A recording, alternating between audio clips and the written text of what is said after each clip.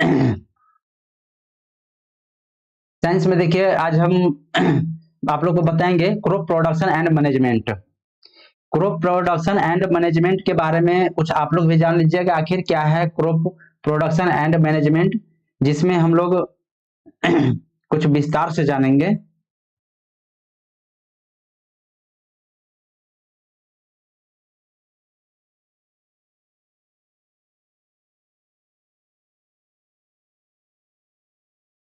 चलिए आप लोग भी साथ में बोलने का प्रयास करिएगा। इसको हम बोलते हैं क्रॉप, इसको हम बोलेंगे crop production, production and management. Crop production and management इसका मतलब क्या होता है? क्रॉप का मतलब होता है फसल, क्रॉप का मीन्स क्या होता है? फसल। प्रोडक्शन का मीन्स क्या होता है? उत्पादन, उत्पादन। और मैनेजमेंट का मतलब क्या होता है? प्रबंधन। अब यहाँ पे समझिए, क्रॉप प्रोडक्शन एंड मैनेजमेंट यानी फसल उत्पादन और प्रबंधन। मतलब फसल का उत्पादन और प्रबंधन कैसे करते हैं, क्या होता है, उसके बारे में हम लोग इसमें पढ़ेंगे, उसके बारे में हम डिटेल से जानेंगे। ठीक है ना? क्या है फसल उत्पादन और प्रबंधन? तो इंट्रोडक्शन क्या पढ़ेंगे? इंट्रोडक्शन। इंट्रोडक्शन मीन्स क्या होता है? परिचय। इंट्रोडक्शन मीन्स क्या होता है? परिचय। क्या बोलेंगे? इंट्रोडक्शन। अब चलिए आगे देखते हैं। Agriculture is the process of growing crop and rearing animals for food and other product। मतलब कृषि जो है ना, फसलों को उगाने, यानी किसके लिए? ग्रोइंग क्रॉप, फसलों को उगाने, and rearing animal. Rearing animal मतलब क्या होता है? जानवर को पालना। रियरिंग एनिमल, रियरिंग मतलब होता है पालना, और एनिमल्स मतलब जानवर, जानवरों को पालने। For food and other product. For food किसके लिए? भोजन के लिए ना। तो चलिए एक लाइन में पूरे पूरे समझते हैं। Agriculture is the process of growing crop. मतलब कृषि जो है फसलों को उगाने की प्रक्रिया है। एंड और रियरिंग एनिमल्स फॉर फूड, जानवरों को भोजन देने की प्रक्रिया, पालने की प्रक्रिया। एंड अदर प्रोडक्ट, और अन्य उत्पादों को भी। ठीक है? मतलब फसल, कृषि जो है फसल को उगाने और भोजन और पौधों, अन्य उत्पादों के लिए जानवरों पालने की प्रक्रिया है, जिसमें farmer follow various steps to ensure good crops production and proper management of crop. चलिए इसको समझिएगा। इंग्लिश पे भी विशेष ध्यान देना है।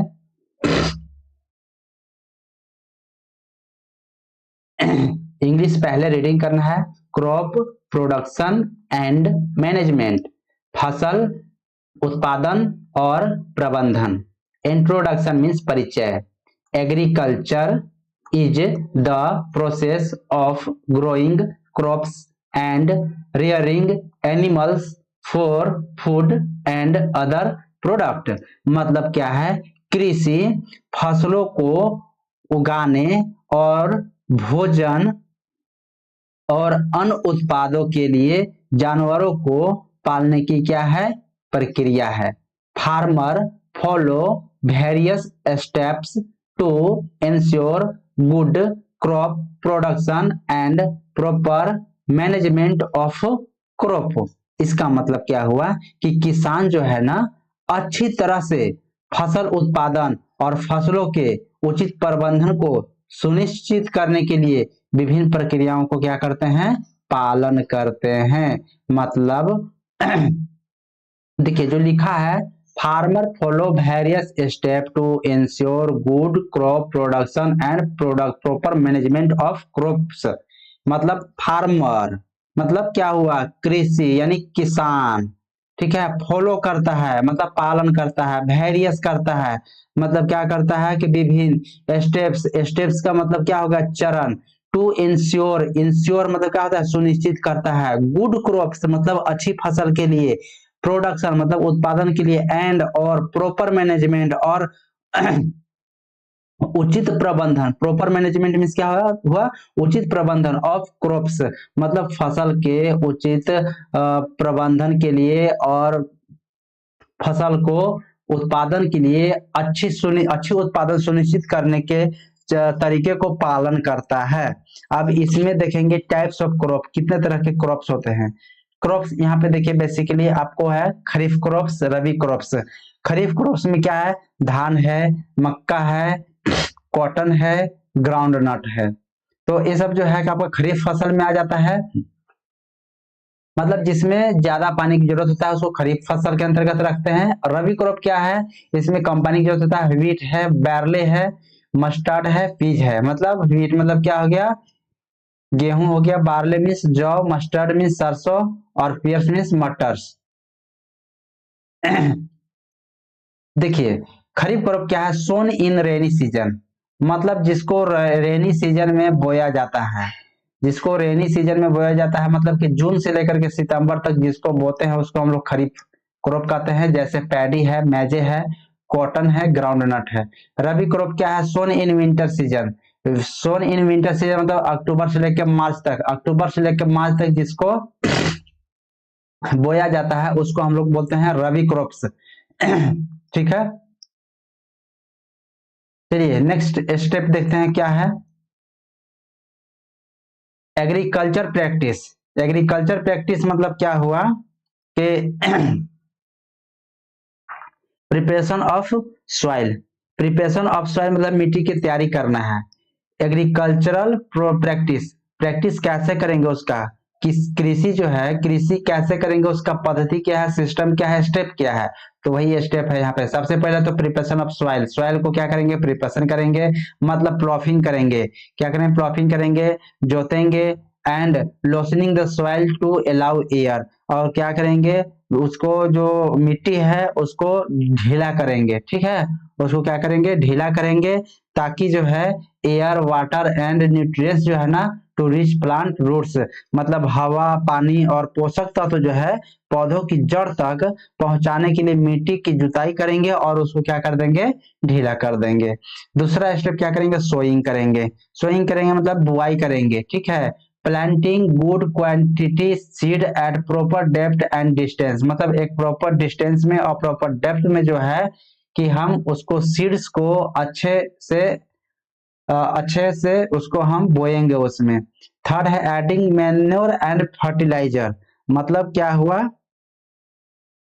कि खाद को, adding manure and fertiliser, fertiliser मतलब क्या था, उर्वरक। ठीक है, और मैन्योर मतलब हो गया खाद, तो खाद को और उर्वरक को जो है ना डालना, यानी providing nutrients to the soil for better crop growth, मतलब अच्छा फसल उत्पादन के लिए जो है ना हम लोग न्यूट्रिएंट्स देते हैं सॉइल को। ठीक है, खाद और उर्वरक के रूप में। इसके बाद क्या करते हैं, फॉर्म में इरिगेशन करते हैं, सिंचाई करते हैं। Supplying water to drop at different stage of growth, मतलब जैसे जैसे पौधा बढ़ेगा ग्रोथ होगा उसी हिसाब से हम लोग जो है ड्रॉप वाटर क्रॉप जो है सप्लाई करते हैं, मतलब पानी क्रॉप में सप्लाई करते हैं। नेक्स्ट है वीडिंग।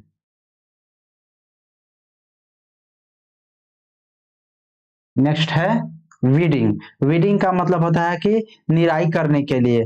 ठीक है, वीडिंग करना मतलब निराई करना, यानी कि रिमूविंग द अनवांटेड प्लांट या वीड्स, मतलब जब मान चलिए कि कोई भी पौधा आप लोग बोते हैं, कोई भी चीज आप लोग करते हैं लगाते हैं तो उसमें है ना अनवांटेड चीज, मतलब जिसको जरूरत नहीं है वो भी लग जाता है, घास फूस वगैरह जो लगता है अलग अलग जो उसमें पौधे लोग उग जाते हैं वो अनवांटेड हो जाता है, उसको हम लोग उगाते नहीं है लेकिन वो अपने आप उग जाता है। ठीक है, तो उसी को वीडिंग करते हैं हम लोग, निराई करते हैं उसको, चून करके हटाते हैं, बिन करके हटाते हैं। To avoid competition for nutrients, मतलब जो आप न्यूट्रिएंट्स लगाए हैं जो पौधा है आप उसको रोके ना पाए, इसके लिए जो है ना हम लोग उसको हटाते हैं ताकि वो उसकी कंपटीशन ना कर पाए। नेक्स्ट है हार्वेस्टिंग। नेक्स्ट स्टेप है हार्वेस्टिंग। हार्वेस्टिंग मतलब क्या था, कटाई करना, और वैसा चीज है तो तोड़ाई करते हैं, यानी cutting and collecting the mature crop, जो क्रॉप जो है मैच्योर हो गया है यानी कि परिपक्व हो गया है, वो पक गया है, तो उसको हम लोग क्या करते हैं, कटिंग कर देते हैं और कलेक्ट करते हैं, जमा करते हैं। नेक्स्ट है स्टोरेज करना। स्टोरेज करना मतलब क्या होता है, भंडार करना, स्टोरिंग ग्रेन्स।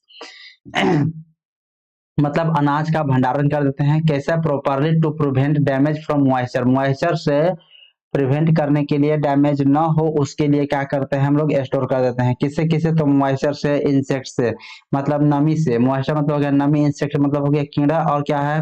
रेडुएंट मीन्स कृंतक होता है, जो वो खाता है अंदर, कीड़ा जो होता है उसको।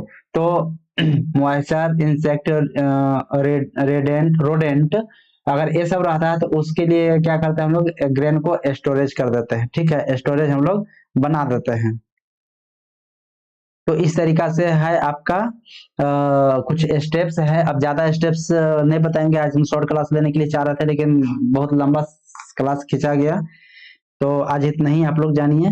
पहला चीज तो आप लोग फसल उत्पादन के लिए बारे में देख लिए कि फसल उत्पादन क्या होता है। Basically two types of crop होता है, मतलब एक रेनी सीजन में होता है जो जून से सितंबर तक होता है, और दूसरा है विंटर सीजन में होता है, जो है रबी क्रॉप है। ठीक है। और फसल क्या है? तो फसल अरे कृषि जो है ना, एग्रीकल्चर प्रोसेस है फसल को उगाने के लिए और पौधों को पालने के लिए और उसके भोजन की व्यवस्था करने के लिए। ठीक है। और उसका कृषि करने का कुछ पद्धति भी है, कुछ प्रोसेस भी है, कुछ स्टेप है, वही स्टेप बताया गया है इसमें।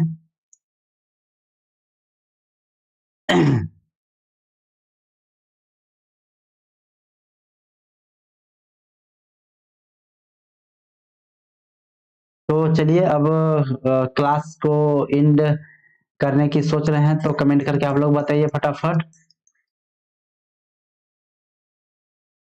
अरे इसी में एक और पॉइंट रह गया, manure and fertiliser. Manure and fertiliser देखिए यहाँ पे रह गया ना। चलिए इसको भी क्लियर कर देते हैं, इसी में है।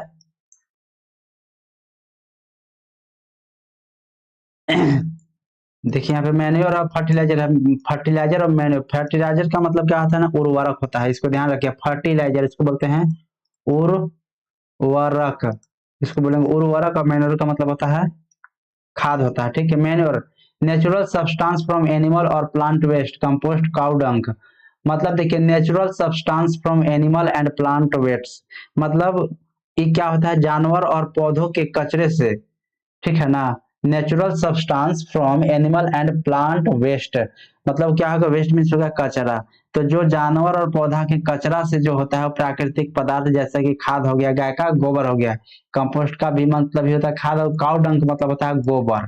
गोबर को क्या कहते हैं? Cow dung. याद रखिएगा, cow dung. Cow dung means होता है गोबर। फर्टिलाइजर क्या होता है? केमिकल सब्सटेंस होता है containing nutrients like nitrogen, phosphorus, potassium. ठीक है ना। तो एनपीके याद रखें, नाइट्रोजन, फास्फोरस, और कैसे पोटेशियम होता है। ठीक है। मतलब जैसे पोषक तत्वों से युक्त रासायनिक पदार्थ से बनता है, केमिकल से बनता है, उसको फर्टिलाइजर करते हैं, और जो नेचुरल सब्सटेंस से बनता है उसको खाद कहते हैं। ठीक है।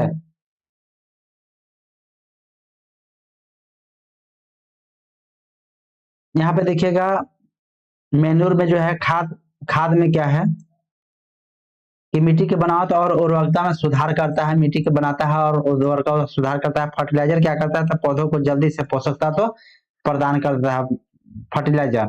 और ये क्या है? पर्यावरण के अनुकूल है, क्योंकि नेचुरल है, और ये है कि ज्यादा उपयोग कर देंगे तो मिट्टी और पानी को क्या कर देगा? नुकसान पहुंचा देगा। तो फर्टिलाइजर और खाद में यही अंतर है। फर्टिलाइजर का मतलब समझिएगा कि केमिकल युक्त, केमिकल सब्सटेंस। ठीक है ना। केमिकल सब्सटेंस से मिलकर के बना होता है नेचुरल सब्सटेंस। ठीक है ना। नेचुरल सब्सटेंस से मिलकर के बना होता है।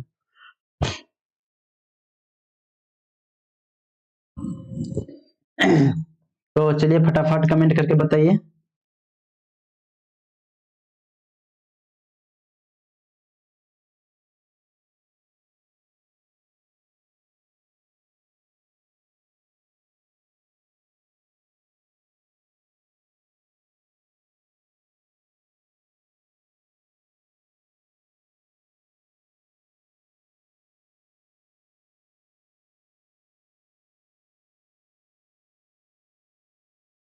क्लास को एंड किया जाए, कमेंट करके बताइए फटाफट।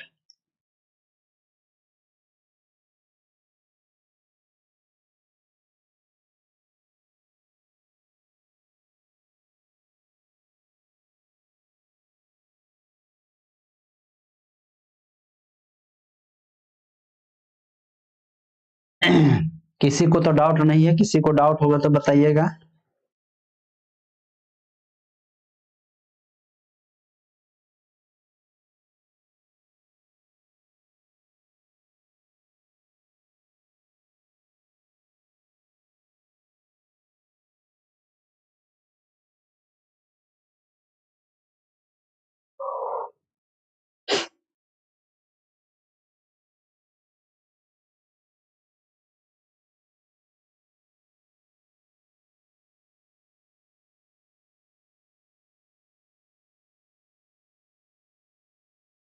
चलिए फटाफट कमेंट करिए, कमेंट करके बताइए। ठीक है, कोई डाउट नहीं है। बहुत अच्छा। तो बताइए क्लास को एंड करें। क्योंकि थोड़ा सा हम शॉर्ट टाइम में लेना चाह रहे थे आज क्लास, लेकिन फिर भी बहुत लंबा समय खिंचा गया।